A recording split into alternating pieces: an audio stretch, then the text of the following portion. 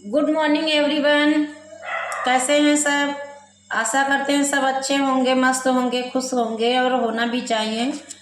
Class आज हम आपकी व्याकरण बुक में आपको जो है 250 शब्दों में आपको जो निबंध हैं, पहले भी कई हम करा चुके हैं। हम सोच रहे हैं 2-4 और करा दें, इसके बाद नहीं कराएंगे।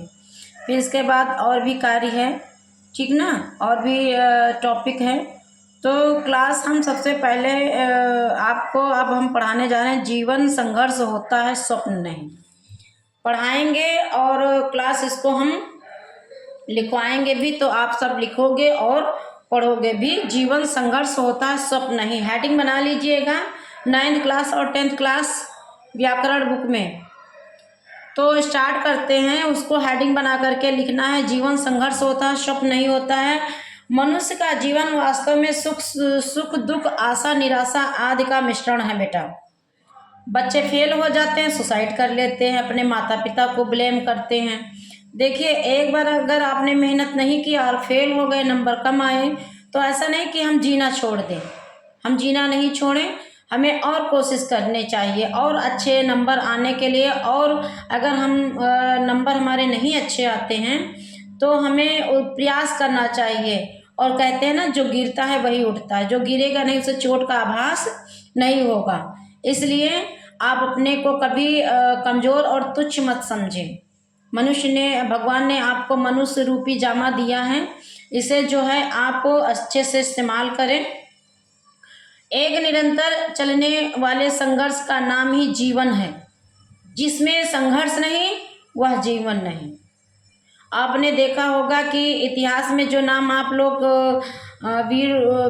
वीरांगनाओं का और वीरों का पढ़ते हैं, तो उसमें आपने देखा होगा कोई बहुत बड़ी फैमिली से जन्मा नहीं होता है।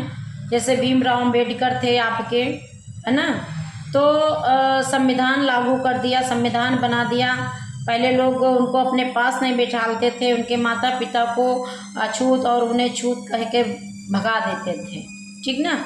तो कभी भी स्टूडेंट लाइफ में, कभी भी किसी भी बच्चे को,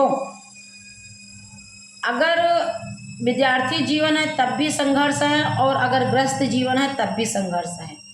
उस ग्रस्त जीवन में कभी भी हार नहीं मानने, पत्नी से झगड़ा हुआ, मनमुटाव हुआ, सुसाइड कर लिया, घर छोड़ के चले गए, है ना। बाद में आप यहाँ समाज में तो ऐसा कर लोगे, जब ऊपर जाओगे तो भगवान भी वहाँ आपको शरण नहीं देंगे और तुच्छ कह करके वहाँ से भगा दें। इसलिए जिम्मेदारियों से कभी भी मुंह नहीं मोड़ना है। अभी तो आपका विद्यार्थी जीवन है, फिर गृहस्थ जीवन होगा। तो कभी भी कोई भी स्टूडेंट ये ना समझे कि कोई परिस्थिति आई, हाय अब क्या करें, अब नहीं जिएंगे, अब नहीं कर पाएंगे, अब नहीं होगा। ऐसा हो ही नहीं सकता कि नहीं हो पाए, ऐसा नहीं सोचना चाहिए, किसी को भी नहीं सोचना चाहिए।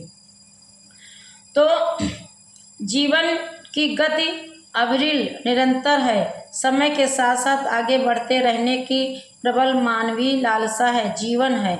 लेकिन जीवन में अनेक बाधाएं आती हैं, इन्हीं बाधाओं से संघर्ष करते हुए जीवन आगे बढ़ता रहता है। यही कर्म और सत्य है, यही सत्य है। अगर आपने संघर्ष किया और आप आगे बढ़ गए, आपने देखा होगा गुलाब आपको पसंद है ना, गुलाब कहाँ रहता है? कांटों से घिरा रहता है। चंदन की लकड़ी और चंदन के पेड़ को देखा होगा, उसमें हजारों हजारों विषधर सांप जो है लपटे रहते हैं, ठीक ना।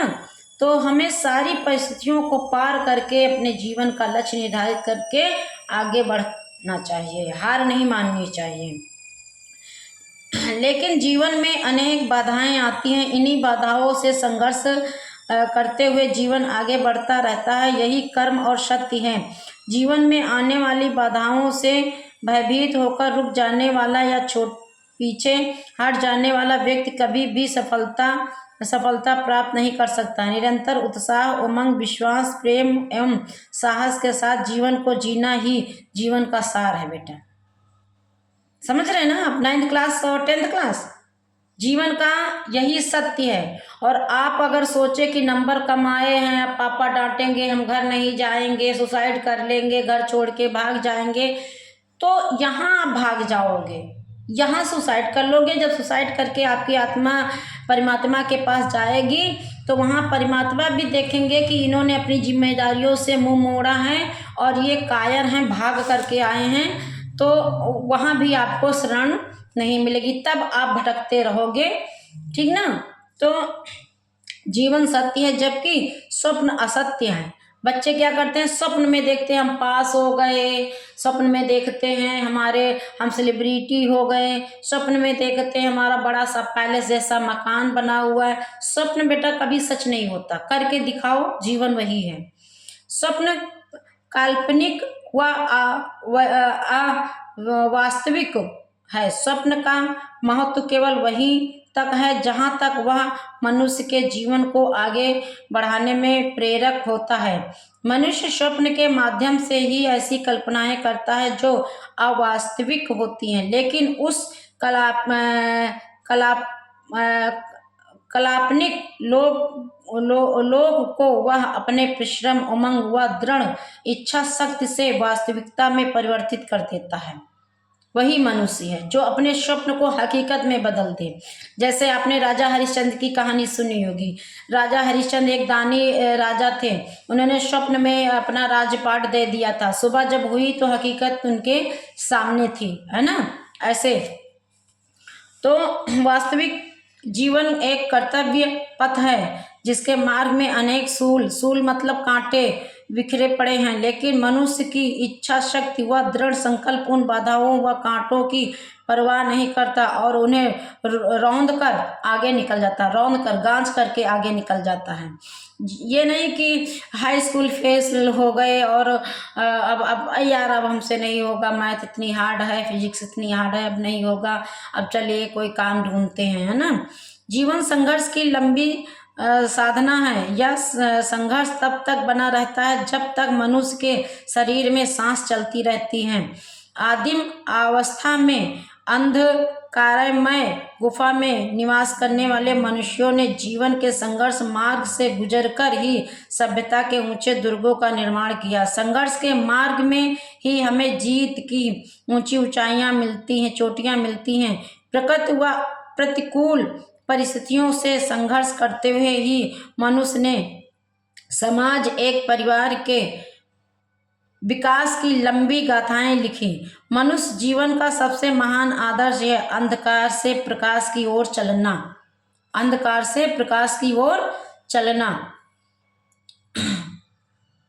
वह अज्ञान के भय एवं आशंकाओं के अंधकार से ज्ञान की अमृतता की ओर बढ़ना। इसी प्रक्रिया में उसे निरंतर संघर्ष से गुजरना पड़ता है। यही संघर्ष है और गति ही जीवन है। गति के बिना जीवन व्यर्थ है। जीवन की वृत्ति स्वप्न की भांति असत्य नहीं है। स्वप्न अल्पकालीन एवं परिवर्तनशील होते हैं। जीवन व्यवहार है जिसमें सत्य समाहित होता है। यह बिना परिश्रम किए और बिना मूल्य चुकाए कुछ भी प्राप्त नहीं होता। अतः कहा जा सकता है कि जीवन स्वप्न का काल्पनिक नहीं बल्कि वास्तविक का कट यथार्थ है, जहाँ कदम कदम पर कुछ भी प्राप्त करने के लिए संघर्ष से होकर ही गुजरना पड़ता है। तो क्लास ये आपका हमने जो है निबंध 250 शब्दों में पढ़ा दिया है। अब आप कमेंट बॉक्स में हमें बताओगे कि हमने कितने आपको व्याकरण में निबंध बताए हैं। Thank you.